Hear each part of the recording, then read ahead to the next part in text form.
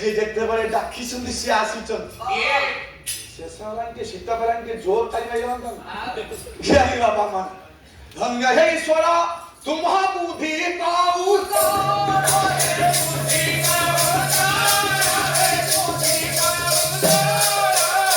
କେମିତି ଗଢ଼ିଲ ପ୍ରଭୁ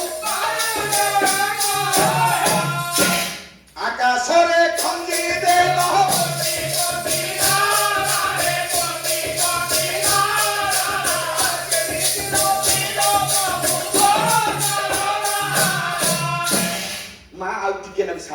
ଆଉ ଟିକେ ଲାଗୁ ଠିକ କଥା କହିବି ଜହ୍ନମା ମୋ ରୂପ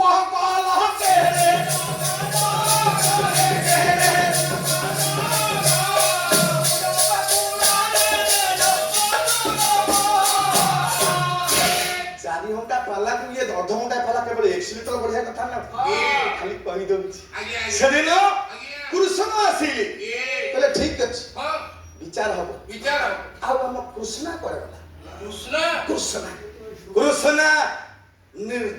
ଗୋଟିଏ ନିର୍ଜନ କୋଠରୀରେ କାନ୍ଦୁଛି କହିଲେ ପାଣ୍ଡବ ପ୍ରିୟ ଦୁଃଖ ଯାର ଚିର ସହଚର ସୁଖ ତା ଦୁଆରୁ ଫେରେ ସୁଖ ତା ପାଇଁ ଆକାଶ କୁସୁମ ପାଇଲେ ପାଇବ ମରଣ ପରେ ମୁଁ ଶୁଣିଲି ମୋ ସ୍ୱାମୀ ମାନେ ରାଜା ହେଲା ପରେ ବି ଏତେ ଦୁଃଖ ଜୀବନ ସାରା ଦୁଃଖ ପାଇ ପାଇ ପୁଣି ଦୁଃଖ ପ୍ରାଚୀନ ଦିଗୁର ଯଜ୍ଞ ପୁଅ ଜୟଦେବ ଗୋସ୍ୱାମୀ ଆମର ଟିକିଏ ଭୁଲ ହେଲା ରସଗୋଲାକୁ ନେଇଗଲେ ପଶ୍ଚିମବଙ୍ଗ ଟିକିଏ ଭୁଲ ହେଇଥିଲେ ଜୟଦେବକୁ ନେଇ ଯାଇଥାନ୍ତେ ଜୟଦେବ ଆମ ପାଣି ପବନ ମାଟିର ପୁଅ ଗୋଟିଏ ପଦ ଟିକେ ଖାଲି ଭିଡ଼େଇ ଦେଖିଛି ହରି ଗୀତ ଗୋବିନ୍ଦ ନ ଶୁଣିଲେ ମୋ ଜଗା ଶୁଏନି ଜଗାକୁ ଶୋଇବା ନା ନାଇଁ ଜଗା ଆଜି ଶୋଇବ ପୁଣି ବଞ୍ଚିଥିଲେ ଆର ବର୍ଷ ନା ନାଇଁ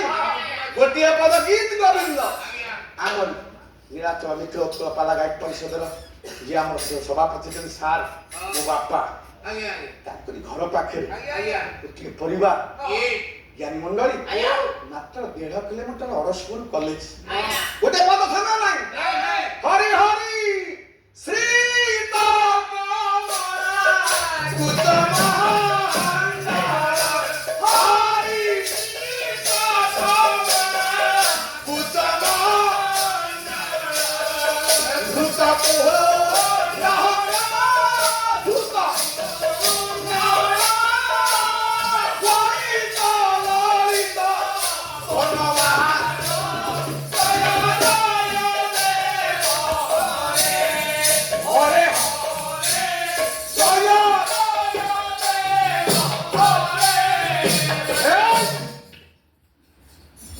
ଆଉ ସମୟ ନାହିଁ ଭାରାକ୍ରାନ୍ତ କରିବେ ମାନସର 3 ଥର କହିନି ଆଉ ଥରେ ପର୍ଯ୍ୟନ୍ତ ଆଉ ଥରେ ନିବେଦନ ରଖି ଖାଲି ମିଶେଇ ଦେବି ସାର ଦେବି ମିଶୁ ନା ମୁଁ କଣ କରିବି ତାପରେ ଆଉ ବେଳେ କରି କିଏ ଥାନ୍ତା ପାଇଁ ଟିକେ ଦୁଃଖ ଲାଗନ୍ତା ଆପଣ ମାନଙ୍କୁ କୃଷ୍ଣ ଆସି ପହଞ୍ଚିଗଲେ କୃଷ୍ଣ କାନ୍ଦୁଛି କୃଷ୍ଣ କହିଲେ ମୋ କୃଷ୍ଣ କାହିଁ କୃଷ୍ଣ କାହିଁ କୌଣସି ନାରୀ ଜୀବନ ଇତିହାସରେ 5ଟା ସ୍ୱାମୀ କି ବରଣ କରି ଏତେ ଶୋଇଛି ଏତେ ଆଡଜଷ୍ଟମେଣ୍ଟ ମୁଁ ଟିକେ ତା ପାଖକୁ ଯିବି କୃଷ୍ଣ ପାଖକୁ ଗଲା ବେଳେ ଆତ୍ମୀୟ ଲୋକ ଆସିଲା ପରେ ଆପଣଙ୍କର ଦୁଃଖ ଆହୁରି ଦ୍ୱିଗୁଣିତ ହେଇଯାଏ ମା ରୋଦନ ଦେଖିଲେ କାନ୍ଦେ ମର୍ମ ବାହାଘର ହଉଥିବ ଝିଅ କାରରେ ପଶିବାକୁ ଯାଉଥିବ କେହି କାନ୍ଦିବେନି ଜଣେ କିଏ କାନ୍ଦ ଆରମ୍ଭ କରିଦେଲେ ଆଉ ରୋକି ପାରିବେନି କାନ୍ଦୁଛନ୍ତି ସେଦିନ ଆପଣଙ୍କର କୃଷ୍ଣ କହିଲେ କୃଷ୍ଣ ତମେ କାନ୍ଦୁଛ ତମେ ତ ଚାହିଁଥିଲ କୁରୁକୁଳ ନିଧନ ସବୁ ତ ମରିଗଲେ କେତେ ଦୁଃଖ ମୋ ଭାଗ୍ୟରେ ଅଛି ଜାଣିଦେବି ଆରେ ଦୁଃଖ ହବନି ମନେ ପକେଇବି ତୁମର ଇଏ ବଚନ ପାଇ ସାରା ମହାଭାରତ ସୃଷ୍ଟି ଶୁଣ ମୋରି ବଚନ ପାଇଁ ଯୋଉ ଦିନ ପିତ୍ରାଳୟରେ ତୁମର ସ୍ୱୟଂବର ହେଲା ବାପା କହିଥିଲେ ଲାଖ ଯିଏ ବିନ୍ଧିବ ସିଏ ନବ।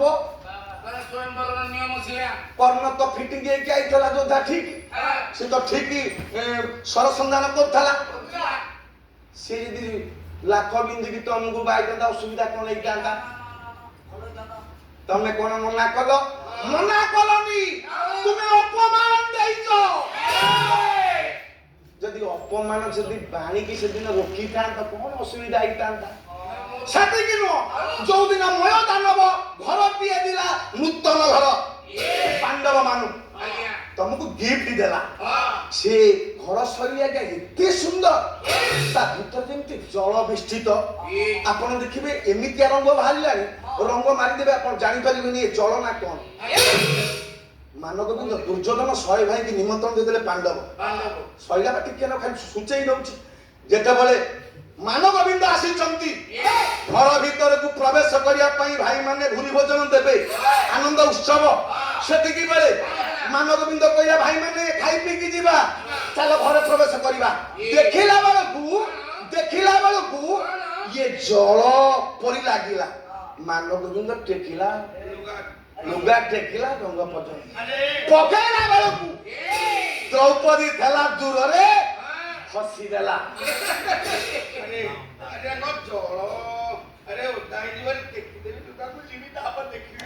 ଦ୍ରୌପଦୀ କହିଲା କୋଣା ପୁଅ କୋଣା, ଆରେ ବୋପା ହଉଛି କୋଣା। ଧୃତରାଷ୍ଟ୍ର ଅନ୍ଧ, ତା ପୁଅଟା କଣ ଭଲ ହେଇଥାନ୍ତା? ଦ୍ରୌପଦୀ! ଦ୍ରୌପଦୀ!